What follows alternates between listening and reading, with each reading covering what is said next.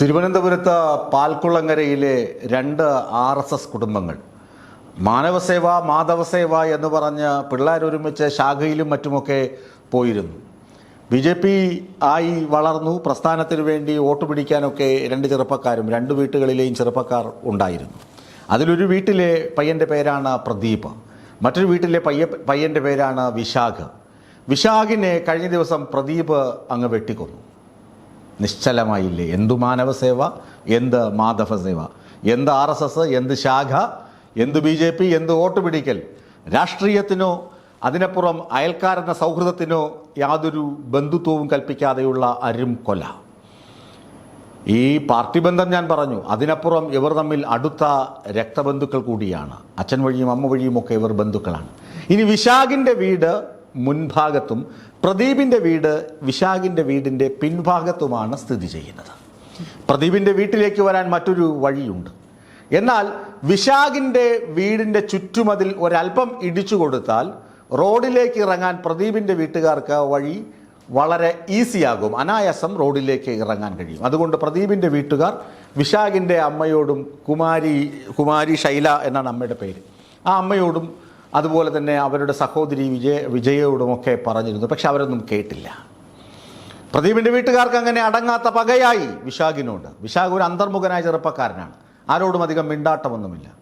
പക്ഷേ അയാൾ ഒന്ന് തീരുമാനിച്ചത് നടപ്പിലാക്കിയിരിക്കും എന്നാണ് നാട്ടുകാർ പറയുന്നത്. അങ്ങനെ ഒരു ദിവസം വഴക്ക് മൂത്തപ്പോൾ, കുറച്ച് ദിവസങ്ങൾക്ക് മുമ്പ്, ഒരു 6-7 മാസം മുമ്പ് വഴക്ക് മൂത്തപ്പോൾ വിശാഖ് എന്ത് ചെയ്തു? കത്തിയെടുത്ത് ഒരൊറ്റ കുത്ത് പ്രദീപിനെ, അവൻ്റെ കൈ ആകെ തളർന്നു. ഒരു സ്വകാര്യ ചാനലിൽ ഡ്രൈവറായി ജോലി നോക്കിയിരുന്ന പ്രദീപിന് 6-7 മാസക്കാലം ജോലിക്ക് പോകാൻ കഴിഞ്ഞില്ല. ജോലി നഷ്ടപ്പെട്ടു. പട്ടിണി, മുഴുപട്ടിണി, അർദ്ധപട്ടിണി, അങ്ങനെയൊക്കെ കുടുംബം പോയി. അങ്ങനെ ആ സങ്കടവും പകയും ഒക്കെ പ്രദീപിൻ്റെ ഉള്ളിൽ ഇങ്ങനെ അരിച്ചരിച്ചരിച്ച് ഫിൽറ്റർ ചെയ്ത് കിടപ്പുണ്ടായിരുന്നു. അപ്പോഴാണ് കഴിഞ്ഞ ദിവസം പ്രദീപ് അറിയുന്നത്, പ്രദീപിൻ്റെ ജ്യേഷ്ഠൻ്റെ കടയിൽ ഒരു വണ്ടിയുടെ ടയറ് വിശാഖ് കുത്തിക്കീറി എന്നൊരു സംഭവം അറിയുന്നത്. അപ്പോൾ പ്രദീപിൻ്റെ മനസ്സിലെ പക വീണ്ടും ഒന്നുകൂടി ഇരട്ടിച്ചു. അവിടെ പോലീസുകാരുണ്ട്, ഫോർട്ട് പോലീസ് അടുത്തുണ്ട്, പിന്നെ തൊട്ടടുത്ത് തന്നെ വഞ്ചൂർ പോലീസുണ്ട്. ഈ പോലീസ് സ്റ്റേഷനുകളിൽ വേണമെങ്കിൽ പ്രദീപിനെ അറിയിക്കാമായിരുന്നു, ഇങ്ങനെ ജ്യേഷ്ഠൻ്റെ വണ്ടിയുടെ ടയറൊക്കെ ഇയാൾ കുത്തിക്കീറി, ഒന്ന് ചോദിക്കണമെന്ന്. പോലീസിനോട് പറഞ്ഞാൽ പോലീസ് കേൾക്കും. പക്ഷെ പോലീസിനോട് പറഞ്ഞില്ല.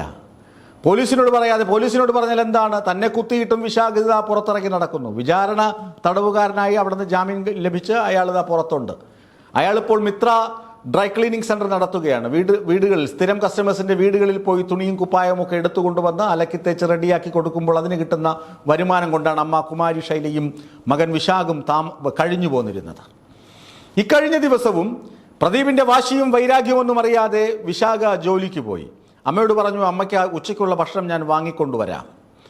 അങ്ങനെ രാവിലെ പോയ മകൻ വീടാന്തരം കയറി ഇറങ്ങി ഓർഡറുകളൊക്കെ എടുത്ത് അമ്മയ്ക്കുള്ള ഉച്ചഭക്ഷണവും വാങ്ങി സ്കൂട്ടറിൽ, ഹെൽമറ്റൊക്കെ ധരിച്ച് സ്കൂട്ടറിൽ വീട്ടിലെത്തുമ്പോൾ വഴിയിൽ പതിയിരിക്കുകയായിരുന്നു പ്രദീപും സംഘവും. പ്രദീപിനൊപ്പം 3 പേർ.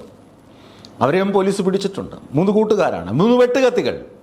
മദ്യപിച്ച് മതോന്മത്തരായിട്ടാണ് വാഹനത്തിൽ വെയിറ്റ് ചെയ്തത്. കാരണം മദ്യലഹരിയിലാണ്, ബോധമില്ലെങ്കിലേ വെട്ടാൻ പറ്റുകയുള്ളൂ. ഒരു മനുഷ്യജീവൻ എടുക്കാനുള്ള കരുതലോടുകൂടി പ്രദീപും സംഘവും പതിയിരുന്നു പാൽക്കുളങ്ങര കൈതമുക്ക് ജംഗ്ഷനിൽ. 4 മുക്ക് ജംഗ്ഷൻ. പട്ടണത്തിൽ പോകുന്ന ആർക്കും ആ ജംഗ്ഷനും മുക്കുമൊക്കെ കണ്ടാൽ അറിയാം. അപ്പോൾ വിശാഖ് വീട്ടിലേക്ക് ഊണ് കഴിക്കാൻ എത്തുമെന്ന് അവർക്കറിയാം. അങ്ങനെ അമ്മയ്ക്ക് ഊണുമായി എത്തിയ മകൻ വണ്ടിയിൽ നിന്ന് ഇറങ്ങി വണ്ടി സ്റ്റാൻഡ് തട്ടി ഹെൽമറ്റ് ഊരുന്നതിന് മുമ്പ് പെടലിയിൽ 3 വെട്ട്, മാരകമായ വെട്ട്. കഴുത്തിനും വയറിനും കൈകൾക്കുമാണ് കൂടുതൽ വെട്ടേറ്റത്. വെട്ടേറ്റ് വീണ വിശാഖിൻ്റെ നിലവിളി കേട്ട് നാട്ടുകാർ ഓടിക്കൂടി. നാട്ടുകാർ ഓടിക്കൂടിയപ്പോൾ തന്നെ പ്രതികൾ കാറിൽ കയറി മുങ്ങി. പുലേനാർകോട്ടയിൽ കാറും ആയുധവും ഉപേക്ഷിച്ച് മറ്റ് അണ്ടർഗ്രൗണ്ടിലേക്ക് മറഞ്ഞ പ്രതികളെ പോലീസ് രാത്രിയോടെ അറസ്റ്റ് ചെയ്തു. വിശാഖിൻ്റെ അമ്മ കുമാരി ശൈല മകൻ്റെ നിലവിളി കേട്ട് മകന് പരുക്കേറ്റു എന്നറിഞ്ഞ് ഓടി വന്നു. അമ്മ വെള്ളമെന്ന് വിശാഖ് ചോദിച്ചു. ആ അമ്മ മകനെ മടിയിൽ കിടത്തി 1 ഗ്ലാസ് വെള്ളം മകന് കൊടുത്തു. അപ്പോൾ മുറിവിൽ നിന്ന് ചോര വാർന്നൊഴുകുന്നുണ്ട്. അപ്പോൾ കൂടി നിന്ന് നാട്ടുകാരെല്ലാവരോ പറഞ്ഞു, അമ്മ പോയി ഒരു തുണി എടുത്തു കൊണ്ടുവരണം, മകൻ്റെ മുറിവ് കെട്ടാൻ ഒരു തുണി. അമ്മ അത് കേട്ടപാടെ കേൾക്കാത്ത പാടെ മകന് കൊടുത്ത വെള്ളത്തിൻ്റെ ഗ്ലാസ്സൊക്കെ അവിടെ നിലത്തെറിഞ്ഞ് പെട്ടെന്ന് വീടിനകത്തേക്കോടി തുണിയെടുത്ത് വരുമ്പോഴേക്കും മകനെ നാട്ടുകാർ ആംബുലൻസിൽ കയറ്റി മെഡിക്കൽ കോളേജിലേക്ക് പറഞ്ഞയച്ചു. അമ്മയെ കാണാനെത്തി ആശ്വസിപ്പിക്കാനെത്തിയ കൗൺസിലർമാരോട് അമ്മ പറഞ്ഞു, മകന് അപകടമൊന്നും സംഭവിക്കില്ല, എൻ്റെ മടിയിൽ കിടന്നതല്ലേ, ഞാനവന് വെള്ളമൊക്കെ കൊടുത്തതല്ലേ, അപകടം സംഭവിക്കില്ല, അവൻ തരണം ചെയ്യും. എന്തിനാണ് തൊട്ടടുത്ത അയൽവക്കക്കാർ ഇത്തിരി ഒരു വഴിക്ക് വേണ്ടി, അവർക്ക് വേറെ വഴിയുണ്ട്, ഈ വീടിൻ്റെ മതിലിടിച്ച് തന്നെ വഴി വേണമെന്ന് ശഠിക്കുന്നത് എന്തിനു വേണ്ടിയാണെന്ന് അമ്മ വന്ന കൗൺസിലർമാരോടും ചോദിച്ചു. അല്പസമയം കഴിഞ്ഞ് ആ വാർത്തയെത്തി, ദുരന്ത വാർത്ത, മകൻ മരിച്ചു. മെഡിക്കൽ കോളേജിലെ ആതുര സേവന രംഗത്ത് ലഭിക്കാവുന്ന എല്ലാ ചികിത്സകളും, അത്യന്താധുനിക അത്യാഹിത വിഭാഗത്തിലെ എല്ലാ ചികിത്സകളും നൽകിയിട്ടും പാവം വിശാഖിൻ്റെ ജീവൻ രക്ഷിക്കാൻ മെഡിക്കൽ ശാസ്ത്രത്തിനും അവിടെയുള്ള ഡോക്ടർമാർക്കും കഴിഞ്ഞില്ല. വിശാഖ് മരിച്ചു. പ്രദീപും ഗുണ്ടാസംഘവും പോലീസിൻ്റെ പിടിയിലുമായി.